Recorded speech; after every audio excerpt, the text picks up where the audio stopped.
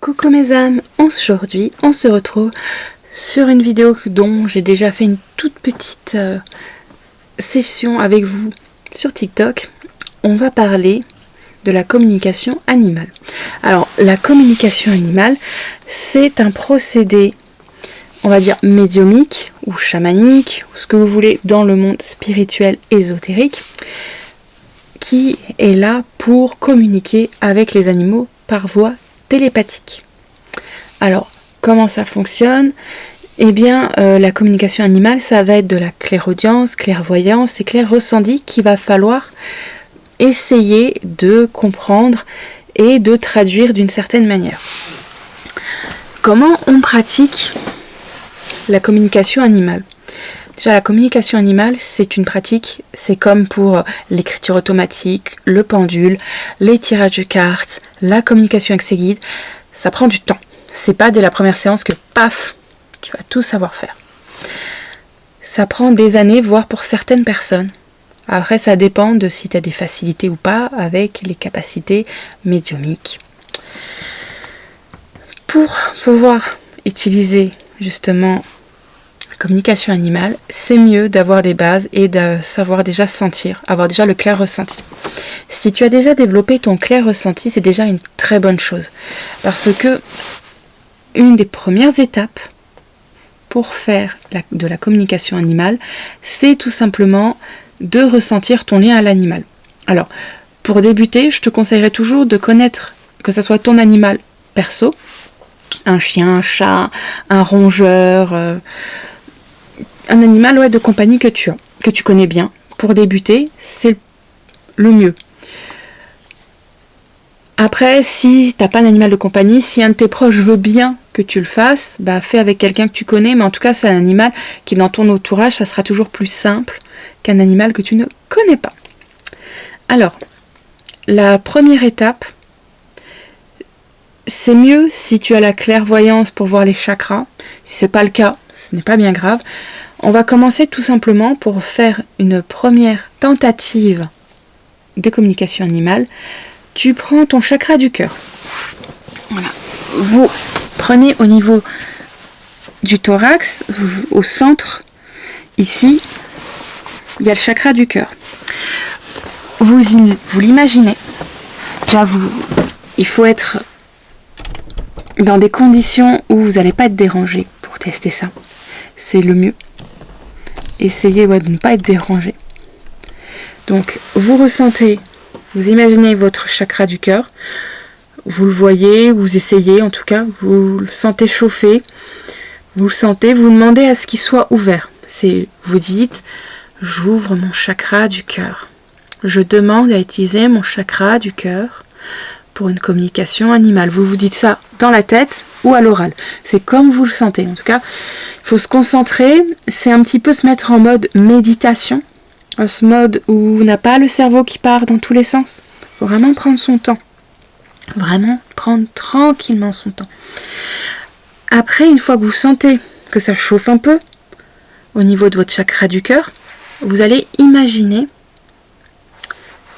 une espèce de corde, soit de la couleur du chakra du cœur, soit juste une sorte de corde énergétique qui va partir et qui va aller à l'animal dont vous voulez essayer la communication animale. Vous allez donc imaginer que ça aille à son propre chakra du cœur, à l'animal, de votre chakra du cœur à son chakra du cœur. Quand il sera connecté à l'animal, bien sûr, demandez toujours à l'animal s'il est d'accord pour communiquer avec vous. Jamais faire un soin énergétique sans que l'animal soit d'accord. Donc c'est un ressenti. Il faut aussi apprendre à ressentir justement votre animal, les énergies de votre animal, c'est le mieux. Si vraiment vous avez des bases en énergétique pour faire ça, c'est top. Sinon, il faut commencer vraiment par apprendre à ressentir les énergies pour pouvoir débuter ce genre de communication animale. Donc, une fois que vous sentez le lien de votre chakra du cœur au chakra du cœur de l'animal, vous allez avoir l'impression d'avoir de l'amour inconditionnel qui sera relié entre vous deux. Vraiment, c'est magique tellement qu'il y a cet amour très très très fort. Ça n'arrivera jamais que deux personnes qui se relient, ou deux êtres, animal, humain, qui se relient avec les chakras du cœur, reçoivent du mauvais, du dégoût, quelque chose. Ça, il y aura toujours et seulement toujours de l'amour. Donc une fois que c'est écrit, c'est senti au fond de vous, votre animal va le ressentir aussi, il risque de même se détendre un peu. Et bien là, déjà rien que ça, c'est la première étape. Si vous arrivez déjà à faire ça, c'est le premier truc que vous allez risquer de faire pendant des mois et des mois et des mois. Ensuite, si jamais vous êtes un peu plus, on va dire, vous avez plus de facilité, eh bien il se peut que là, vous allez pouvoir commencer à avoir des flashs, des ressentis, même à entendre, d'avoir de la clairaudience par rapport à votre animal. Vous allez commencer par des questions toutes simples, donc vous pouvez possiblement connaître les réponses, comme est-ce que tu te sens bien?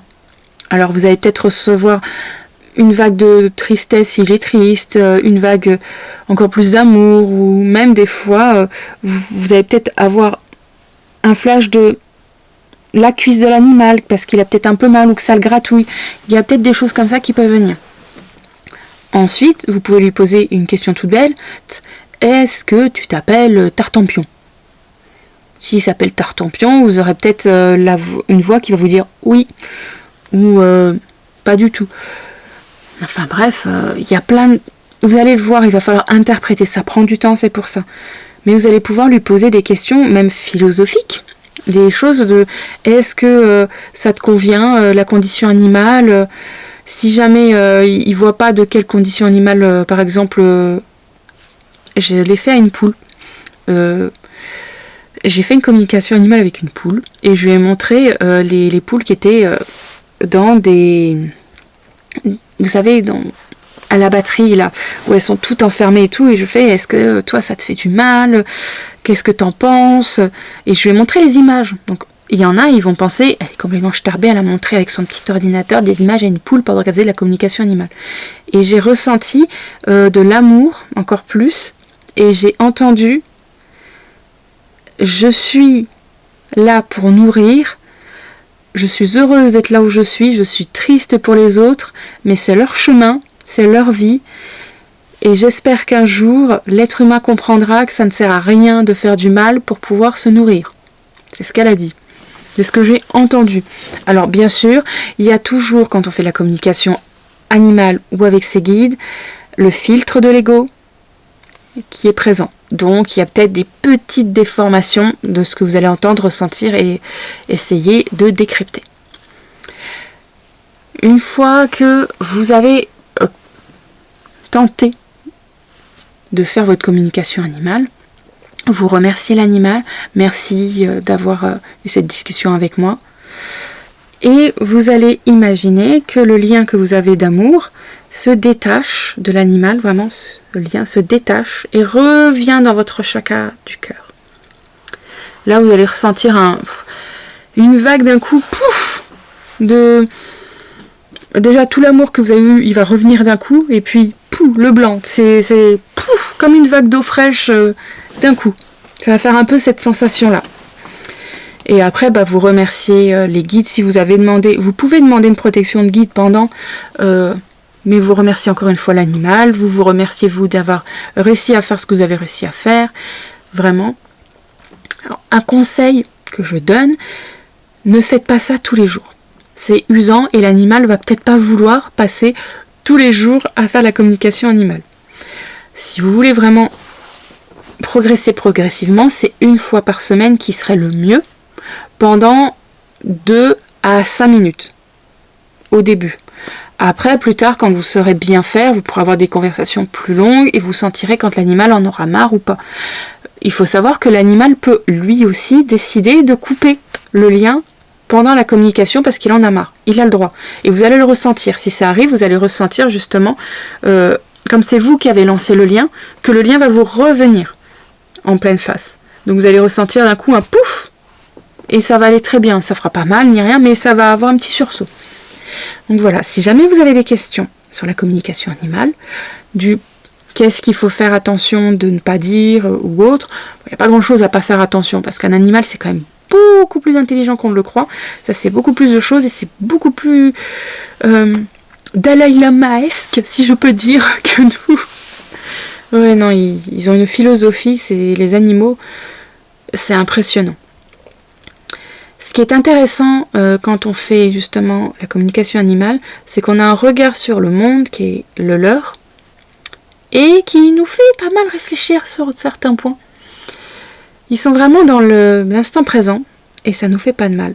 Après, comme je dis, ne forcez pas les choses. Si au début vous arrivez juste à avoir le lien et ressentir le lien entre vous, c'est déjà pas mal.